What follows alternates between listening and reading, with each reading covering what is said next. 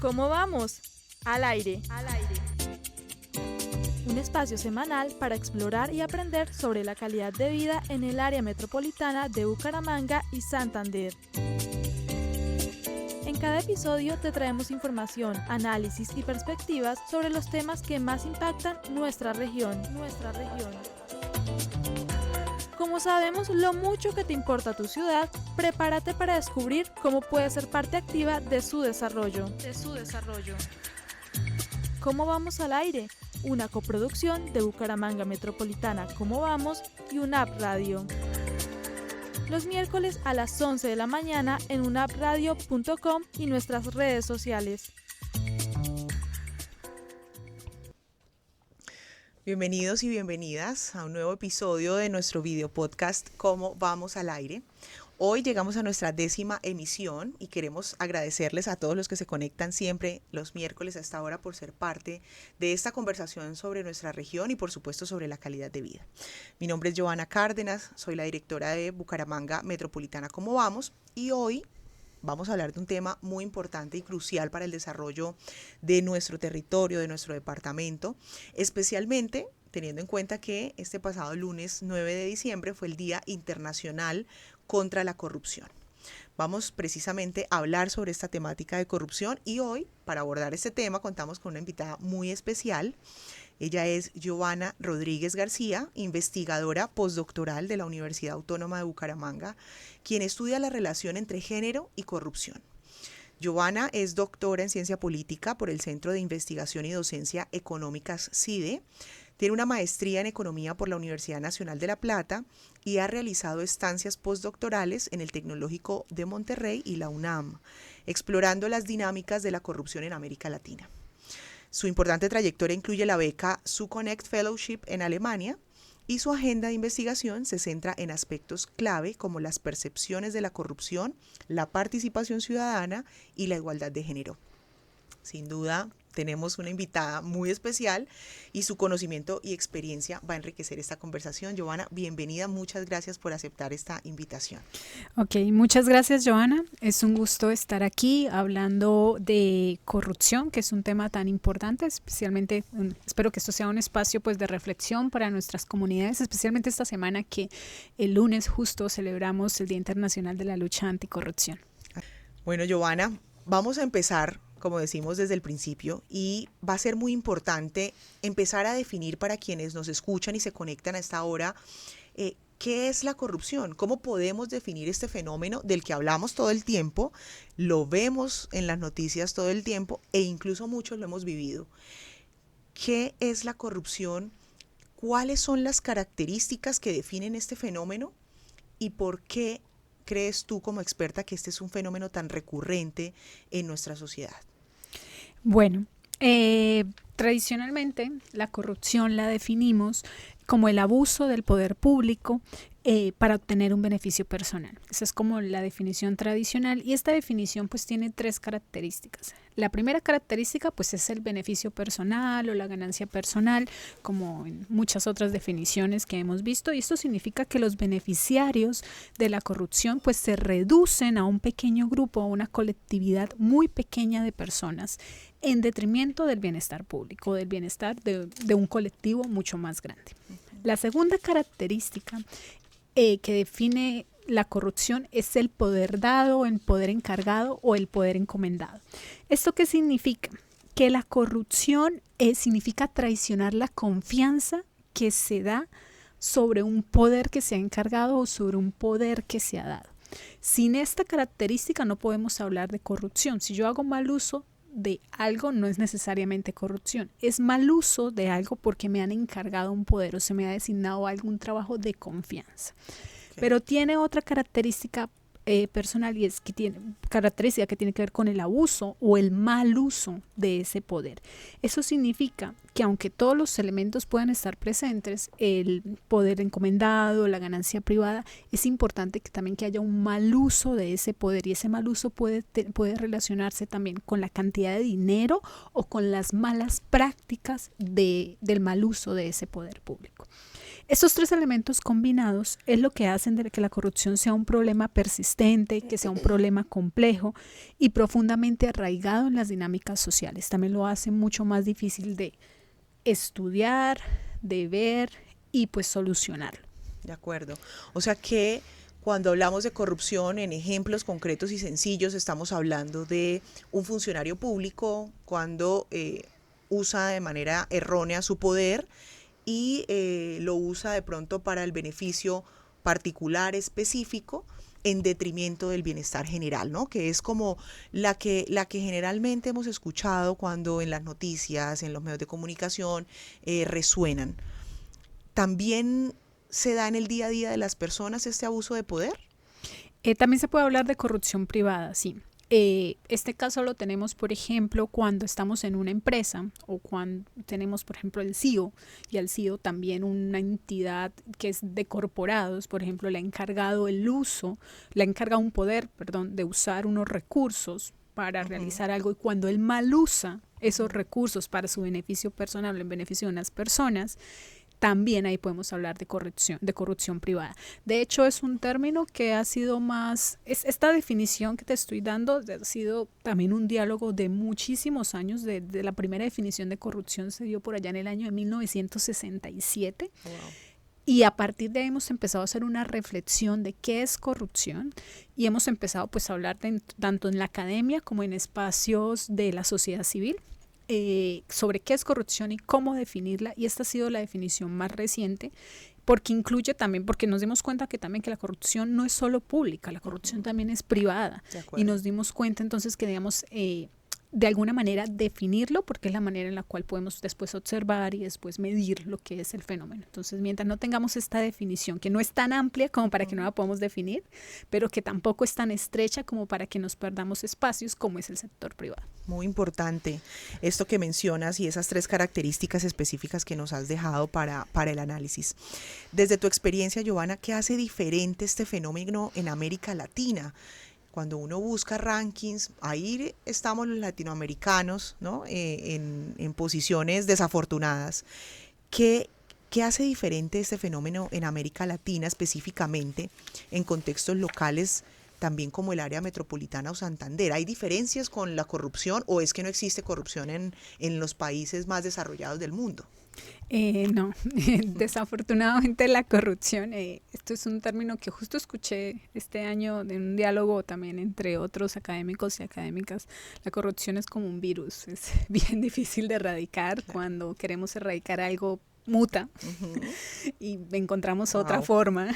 De acuerdo. Y otra forma, entonces es muy complejo. Bueno, en América Latina hay sin embargo un elemento distintivo que lo caracteriza como de esta categorización que tenemos de países que hemos venido también de un pasado colonial, porque también sucede en países africanos y en algunos países de Asia. No se ve tanto en Europa, pero sí hay una parte de Europa también que tiene esta característica que se le llama el fenómeno de la corrupción sistémica. Okay. ¿Qué significa esto de la corrupción sistémica? Que la corrupción en estos países no es solo un acto aislado entre dos personas, o entre dos partes, no es que viene un funcionario público y está robando recursos de un fondo público. No. Significa entonces que la corrupción está integrada en el tejido social y en los diferentes tipos de relaciones que tenemos con la sociedad. Entonces, cuando la corrupción es sistémica, forma parte del día a día y no es solo un problema, no solo a veces vista como un problema, sino también muchas veces la corrupción en estos países es vista como una solución, entre comillas, porque permite superar barreras burocráticas y agilizar trámites. Entonces, en países quizás como latinoamericanos, como el nuestro, en el cual hay muchas barreras burocráticas o hay mucha burocracia a veces para acceder a algunos recursos, la corrupción sea como una forma en la cual las personas puedan acceder más rápidamente a este tipo de recursos. Entonces, en contextos locales como el área metropolitana de Bucaramanga, esta dinámica puede ser aún más evidente, ya que los ciudadanos se enfrentan obstáculos en ocasiones para acceder a estos servicios e intentan resolverlos por medio de actos corruptos. De acuerdo. O sea que eso es parte, ¿no?, de esas características que necesitamos cambiar. Bueno, más adelante vamos a mencionar un poco las soluciones, pero ya tú nos dejas ver o evidenciar que hay muchas de estas problemáticas se solucionan desde el mismo funcionamiento de las entidades públicas y su eficiencia y calidad. Bueno, vamos a hablar ahora de la encuesta de percepción ciudadana que hicimos en el 2024 desde Bucaramanga Metropolitana, ¿cómo vamos? Y allí con tu apoyo planteamos 2 preguntas sobre corrupción. Este año para nosotros fue muy valioso porque además fue la primera vez que planteábamos esas preguntas y te lo agradezco por ayudarnos a iniciar, ¿no?, a entender este fenómeno un poco a través de los datos y a través de esta encuesta. ¿Por qué crees, Joana, que es importante conocer lo que la ciudadanía percibe? Nosotros hacemos una encuesta de percepción ciudadana todos los años y allí hicimos esas preguntas sobre percepción de corrupción. ¿Por qué es importante conocer qué percibe la ciudadanía sobre este tema? Y en términos generales, ¿cuál es el rol de la academia y por qué ese interés también en conocer estos datos? Bueno, primero las percepciones ciudadanas son súper importantes y fundamentales porque influyen directamente en la confianza que se tienen en las diferentes instituciones, tanto públicas como privadas, y en las relaciones sociales. Por ejemplo, si las personas sienten solo percepción, solo sentimiento, que su calidad de vida es buena, tienden a confiar más en las instituciones públicas, tienden a confiar más en las personas que los rodean, lo cual facilita primero la implementación de políticas públicas, hace que las políticas públicas sean mucho más fáciles de implementar, pero también ayuda, por ejemplo, al recaudo de impuestos. De acuerdo. Si confiamos más en quienes administran nuestros impuestos, pues evidentemente vamos a aportar más y lo va a ser mucho más fácil. Además, las personas felices y satisfechas pues también suelen contribuir a mejorar la calidad de vida pues de sus comunidades. Ahora, cuando hablamos de percepciones de corrupción, ocurre pues algo bastante similar. Este concepto pues está muy ligado a la percepción de justicia, por ejemplo. Si las personas perciben que las instituciones son justas y confiables, estarán más dispuestas pues a apoyar a estas diferentes instituciones, ya sea pagando impuestos o ya sea participando en procesos democráticos como asistiendo a las urnas o asistiendo a otros sistemas de participación política y confiando pues también, por ejemplo, en los sistemas judiciales. Entonces, hemos visto en los últimos años Colombia cómo se ha movido a través de diferentes referéndums. Confiar en las instituciones es súper importante para ayudar y esto se mueve por la percepción, por las percepciones que tienen los ciudadanos y principalmente también por las percepciones de corrupción. Por ello, medir y entender estas percepciones es clave para diseñar estrategias tanto desde la academia como desde el sector público, para fomentar pues un sistema mucho más transparente, mucho más equitativo y pues una mejor calidad de vida para todos y todas. De acuerdo. Digamos que en esa unión de esfuerzos del sector académico, tú como digamos, una persona que ha estado en la academia, que investiga sobre estos temas, que estás haciendo tu estancia postdoctoral en la UNAP, quisiste hacer como estos aportes también y por eso la inclusión para entender este fenómeno. Nosotros hicimos 2 preguntas sobre corrupción y una de ellas fue la siguiente. Preguntamos si alguna persona en el área metropolitana había dado algún beneficio, ¿no?, dinero, regalos o favores a algún servidor público para agilizar o realizar o evitar alguna multa. Y los resultados fueron que el 2%, ¿cierto?, de las personas encuestadas admitió haber dado algún beneficio, mientras que el 96% pues respondió que no. ¿Por qué hacer esta pregunta? ¿Sirve de algo preguntarle a los ciudadanos si han ofrecido algún tipo de favor a un servidor público? Y también qué nos da o qué nos dice esta respuesta en el área metropolitana. Bueno, esta pregunta hace parte de algo que comúnmente en la academia se denomina como pequeña corrupción, entre comillas, que significa la corrupción que pasa en el diario vivir, que nos pasa como a las personas, a los ciudadanos y ciudadanas que estamos en el diario vivir, en el intercambio constante. Son muy útiles porque nos permiten analizar pues estos aspectos importantes dependiendo pues de la motivación que tienen las personas, ya sea tanto cuando se dan los sobornos como cuando se les piden pues como sobornos. Entonces esta primera categoría, esta primera pregunta a la cual hace referencia es lo que se denomina soborno, y con ella los que tratamos de medir justamente es esa motivación que lleva a una persona, a un ciudadano o ciudadana, a ofrecer un soborno. Entonces, esto nos puede dar luces de diferentes tipos de características que pueden tener estas personas para ofrecer los sobornos. Es importante porque me permite también determinar cuál es el costo de acceder a ciertos servicios públicos.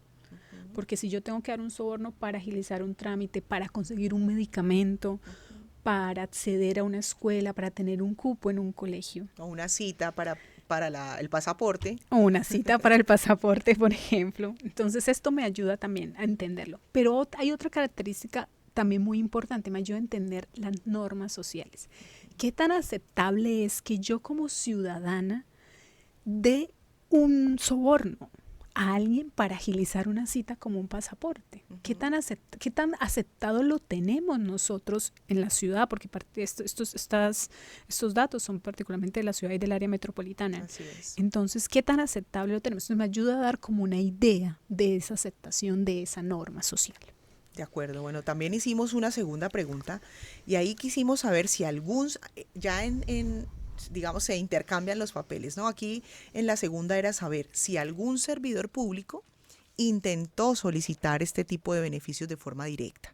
Y aquí encontramos un porcentaje superior de ciudadanos. El 6% de ciudadanos en el área metropolitana reportó haber recibido solicitudes de este tipo, siendo Bucaramanga la ciudad que más destacó con un 9% de ciudadanos, y Piedecuesta el municipio que no reportó ningún tipo de este comportamiento, un comportamiento pues de este tipo. ¿Cómo interpretar estos resultados? ¿Qué nos dicen estos resultados sobre las dinámicas de la corrupción en contextos locales? ¿Y estas cifras podrían ayudar a priorizar algún tipo de acción? Sí, bueno, esta segunda pregunta aborda el segundo aspecto de esta pequeña corrupción, ¿no? Entonces, no son los ciudadanos quienes ofrecen el soborno, sino es son los funcionarios públicos quienes solicitan el soborno. A esto se le ha denominado extorsión, o sea, ya no tiene la palabra como tal de soborno, sino se le denomina extorsión en la literatura académica.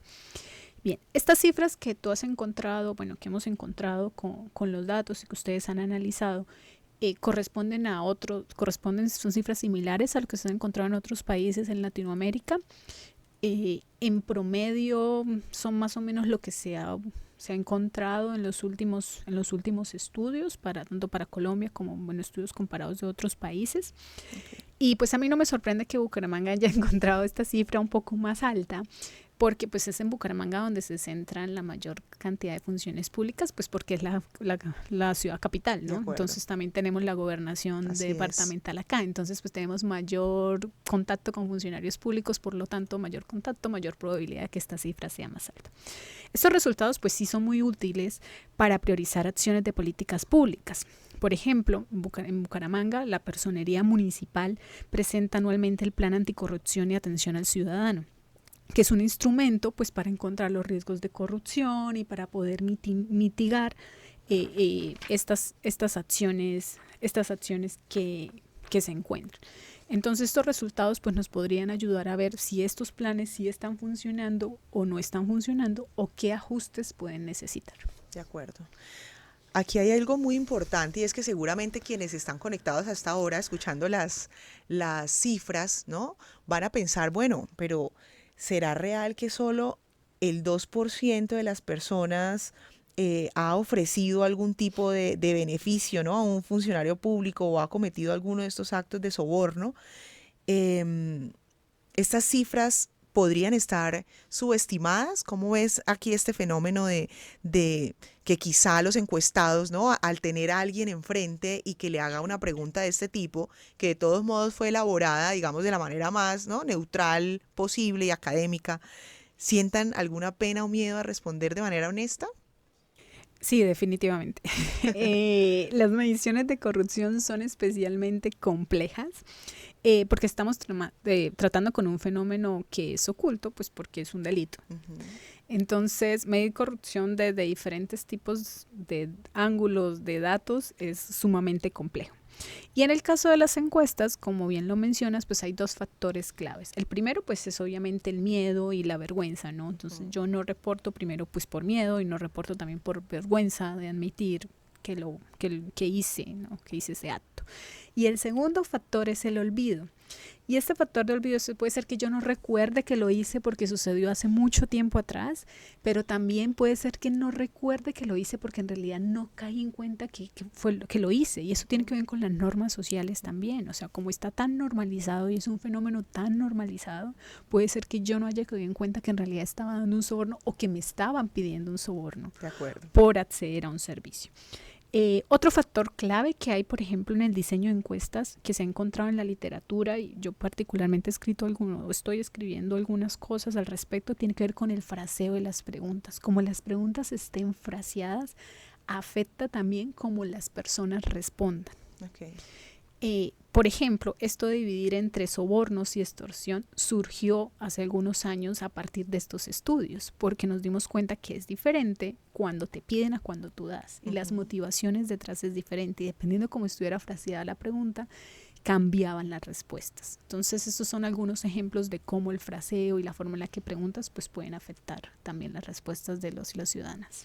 Muy importante eso que mencionas y me encanta que hables sobre la normalización de este fenómeno, ¿no? Estamos muchas veces como en el día a día y algunas de estas situaciones se vuelven paisaje y es muy importante estar atentos, alertas, aprender qué es corrupción, cuáles son los actos de corrupción que existen, cómo podemos caer en ellos. Así que es muy importante también hacer un llamado a las personas a este ejercicio del que hacemos o podemos en algún momento llegar a ser parte por ignorancia, ¿no? O por normalización del fenómeno. Aquí pasemos ahora a hablar un poco de qué se puede hacer ante este fenómeno de corrupción. ¿Cómo podemos mejorar los mecanismos para que actos relacionados con la corrupción sean detectados y sancionados de manera efectiva? Hay algo que no tiene que ver con este tema, pero recuerdo que en el área metropolitana se cometen muchas infracciones contra la convivencia, por ejemplo, y las personas además contestan en la encuesta que saben que no va a pasar nada, ¿no? Que saben que no va a pasar nada y que no existe como un castigo por este tipo de contravenciones. ¿Qué podemos hacer en el caso de la corrupción para que se detecten, pero además para que se sancionen de manera efectiva?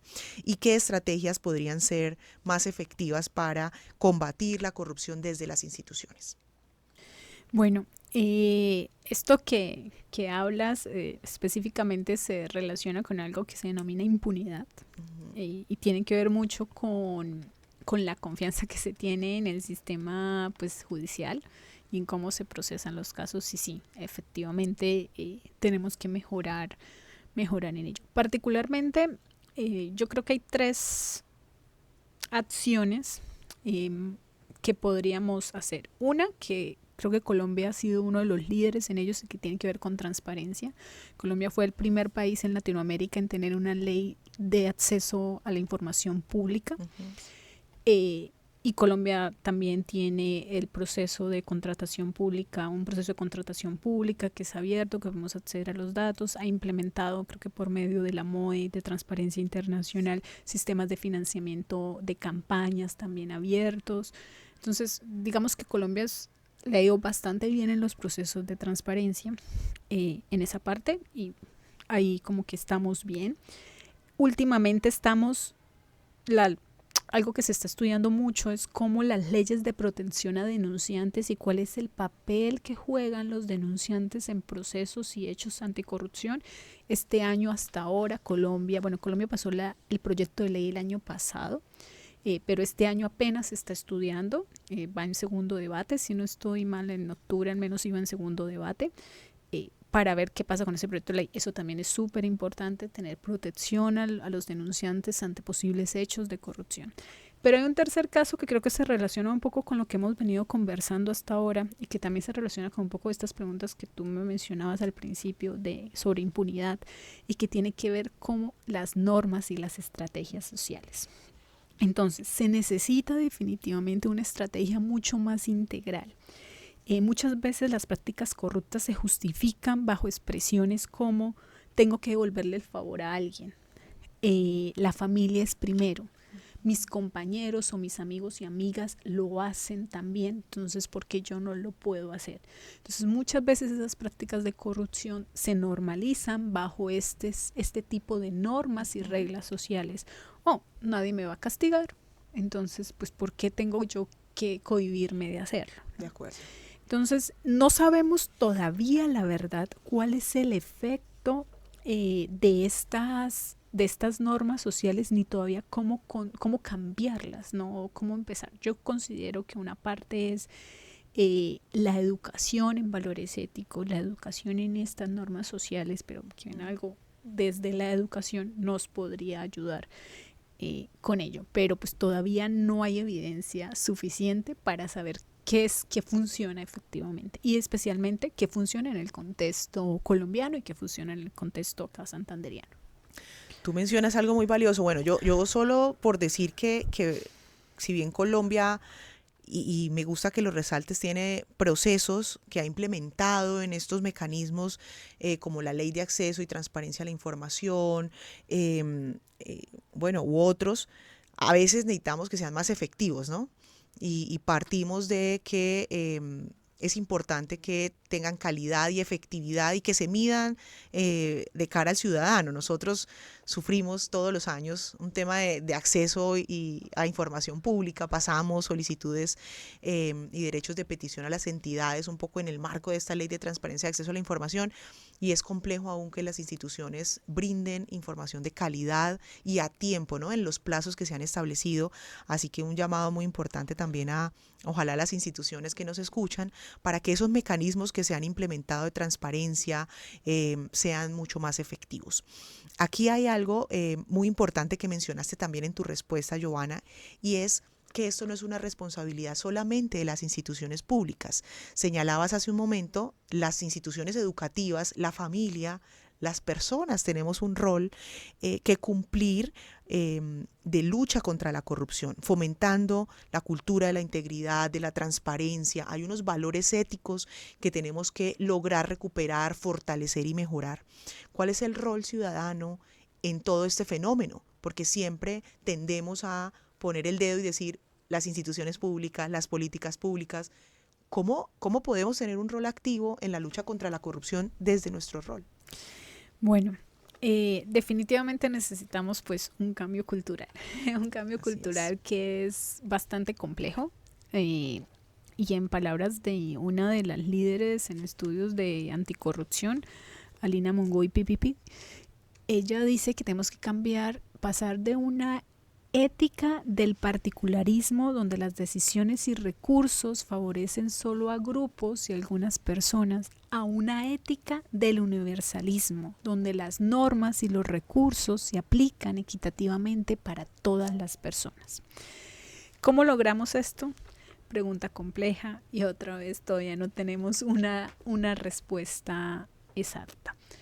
Pero sigo creyendo que cuando una educación tanto dentro de la familia como la educación en los colegios se cambia y se centra más en esta ética del universalismo, donde estamos empezando a pensar más en el largo plazo, más en el bienestar común, esto va a tener pues repercusiones. Entonces enseñar desde edades tempranas la importancia de la transparencia, de la equidad, de la justicia podría generar pues o traer generaciones más comprometidas con la integridad. Pero esto pues no es suficiente por sí solo, también debemos fomentar pues más espacios como estos de diálogo y participación ciudadana, donde las personas puedan reflexionar sobre su papel en la lucha anticorrupción, otra vez tener un papel más activos como denunciantes de estos problemas de corrupción, en últimas también el control social, Así es. que hacemos los y las ciudadanas, las diferentes entidades públicas, también es muy importante en este papel de la lucha contra la corrupción. De acuerdo, aquí un llamado pues a la ciudadanía también entonces a ejercer un rol activo en esta lucha contra la corrupción, y quiero destacar este mensaje que nos das de pensar como sociedad, ¿no? Pensar en el bienestar colectivo, y superar esta atomización en la que estamos cayendo, y de pensar en mí, en mi bienestar, soy yo y mi familia y el mundo que arda, ¿no? Estamos y somos personas sociales, vivimos en comunidad, necesitamos aprender a vivir en comunidad y necesitamos poner como prioridad ese beneficio colectivo antes que el beneficio personal. Y eso tiene que pasar, por supuesto, por procesos de cambios culturales importantes, que esperamos además en algún momento poder compartir con quienes nos escuchan, algún proyecto que tenemos sobre cultura y que estamos preparando desde Bucaramanga Metropolitana. ¿Cómo vamos? También hay algo, y es que estamos en el siglo XXI, las tecnologías han avanzado un montón, hoy todo está al alcance de la mano a través de las plataformas digitales. ¿Estas juegan algún rol, digamos, en la lucha o en la prevención contra la corrupción? Las nuevas tecnologías son una herramienta o podrían ser una herramienta eficaz para fomentar la transparencia. Sí, no, definitivamente sí. Las nuevas tecnologías tienen un papel crucial en la prevención de la corrupción y en la promoción de la transparencia. Pues por un lado, primero nos ayudan a procesar grandes volúmenes de información, grandes volúmenes de datos que ayudan a identificar patrones de corrupción y a detectar, por ejemplo, señales de alerta o banderas rojas, por ejemplo, en contratación pública. Si tenemos un sistema de contratación pública y podemos crear un modelo de alertas tempranas sobre riesgos de corrupción, pues definitivamente ahí podemos utilizar las tecnologías de información y que nos ayuden. Por otro lado, estas herramientas también podrían ayudar a mejorar la confianza en los procesos de monitoreo y en los sistemas. En los sistemas general de monitoreo y seguimiento que se les hacen a los diferentes casos, pues porque hacen más accesible la información, también la hacen más automática, y eso pues reduce la posibilidad de manipulación humana. Pues también podría ayudar eso a desalentar los actos de corrupción, pero también pues empoderar a los ciudadanos para ofrecerles herramientas para supervisar efectivamente lo que sucede en la gestión pública. Además, pues también estas plataformas digitales como portales de datos abiertos que tenemos ahora pueden mejorar la participación ciudadana al facilitar el acceso a la información, con información clave sobre presupuestos, sobre licitaciones y ejecución de políticas.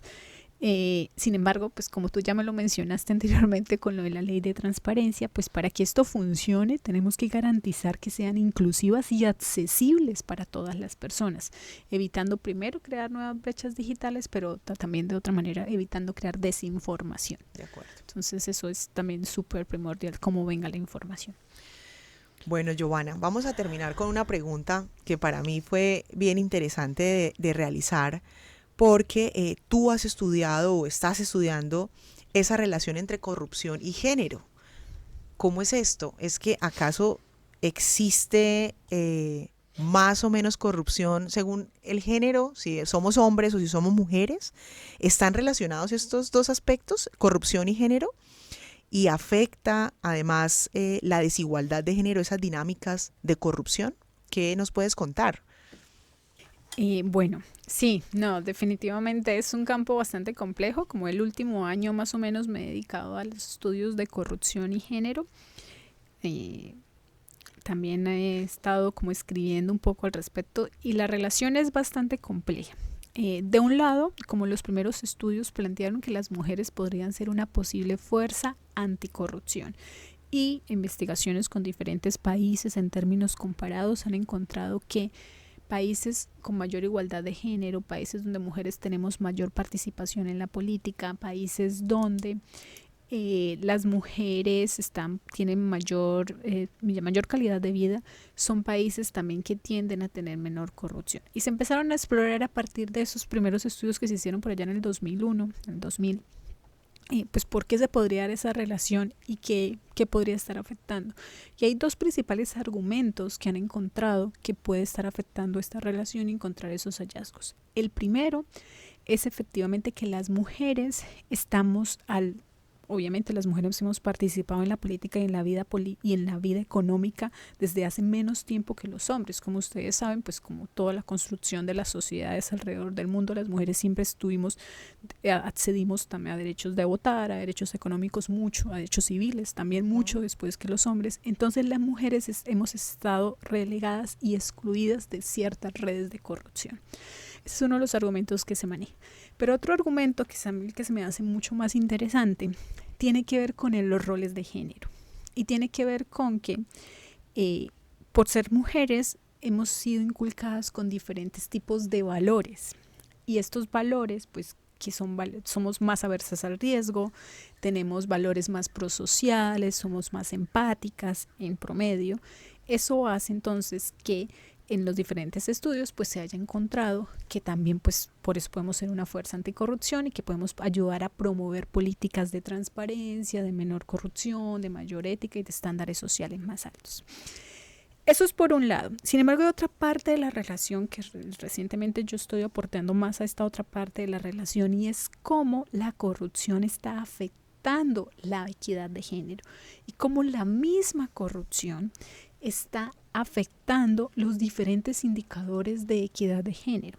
Y es que hay dos caras de esta moneda. Por un lado, tenemos que la corrupción puede ayudar a hacer que los conflictos y la violencia de género aumenten, porque las mujeres no solo se nos pide extorsión o sobornos en términos monetarios, sino también se nos pide en términos de favores sexuales. Y esto lleva a un fenómeno que se ha llamado la extorsión sexual. ¿Qué es la extorsión sexual? Pues justamente tiene que ver con esto, que a las mujeres no solo se nos ha venido extorsionando pidiéndonos dinero, sino también ciertos tipos de favores sexuales. No hay tanta evidencia hasta ahora porque no hay tantos datos. De hecho, en Colombia todavía no tenemos datos acerca de este fenómeno. En otros países del mundo ya se están empezando a recoger estos datos, pero acá todavía no tenemos estos datos. Y por otro lado, pues debido pues a los roles tradicionales que se le han asignado a las mujeres, especialmente en el hogar y en el cuidado de los hijos, ellas también están expuestas a utilizar más servicios públicos o a estar en contacto con servidores públicos en las escuelas, en el sistema de salud. Y pues como vimos anteriormente, el acceso a estos servicios pues muchas veces está garantizado cuando das un soborno o cuando tienes que pagar por acceder a estos servicios. Entonces nos hace a las mujeres que nos expongamos mucho más por estos diferentes tipos de roles, y eso también hace que la equidad de género pues no se alcance. Y si ustedes recuerdan, a principio de año la ONU sacó un comunicado que decía que estamos muy lejos de alcanzar las metas de la Agenda 2030 en términos de equidad de género. Así es. Muy, muy, muy lejos. 134 años para alcanzar la equidad de género. Exacto. Y entonces, justamente eso fue lo que motivó un poco mi investigación, que no se fuera por el lado de que la mujer es como fuerza anticorrupción, sino como la corrupción está afectando alcanzar estos indicadores en términos de equidad. Muy interesante, además que es una visión distinta, ¿no? Es como ver el problema desde otro ángulo que perpetúa estas inequidades que sufren las mujeres, ya no solamente, digamos, en términos laborales, de sistemas de cuidado, sino también ahora como las consecuencias de la corrupción y cómo estas les afectan sus posibilidades de salir adelante y de calidad de vida, por supuesto. Pues Giovanna, esto era lo que queríamos conversar contigo. Muchas gracias de verdad por acompañarnos, por ayudarnos a entender un poco más este fenómeno desde y a la luz de la academia. Para nosotros es fundamental poder compartir este conocimiento, no solo aquí entre quienes estamos hoy aprendiendo contigo en esta mesa, sino quienes además se conectan y nos escuchan cada semana. A nuestra audiencia quiero invitarlos a seguir atentos a la socialización de los resultados de la encuesta de percepción ciudadana que estamos realizando desde esta semana. Aquí hay información muy valiosa de las voces ciudadanas, de qué pensamos y cómo sentimos esta ciudad y el área metropolitana de Bucaramanga en muchísimos aspectos. Y por supuesto, de lucha contra la corrupción o corrupción, pues fue uno de esos que quisimos medir. Así que mil gracias por participar, por estar con nosotros. Y esperamos, por supuesto, seguir trabajando de manera colaborativa para aportar desde tu experiencia, tu conocimiento, luces al área metropolitana sobre cómo combatir este fenómeno. Bueno, no, gracias a ti, Joana, por este espacio. Espero que esta conversación pues inspire a reflexionar y a tomar acciones para construir una sociedad más transparente y justa y en últimas pues en la lucha anticorrupción para todos y todas. ¿Cómo vamos? Al aire. Un espacio semanal para explorar y aprender sobre la calidad de vida en el área metropolitana de Bucaramanga y Santander. En cada episodio te traemos información, análisis y perspectivas sobre los temas que más impactan nuestra región. Como sabemos lo mucho que te importa tu ciudad, prepárate para descubrir cómo puedes ser parte activa de su desarrollo. ¿Cómo vamos al aire? Una coproducción de Bucaramanga Metropolitana Cómo Vamos y UNAP Radio. Los miércoles a las 11 de la mañana en unapradio.com y nuestras redes sociales.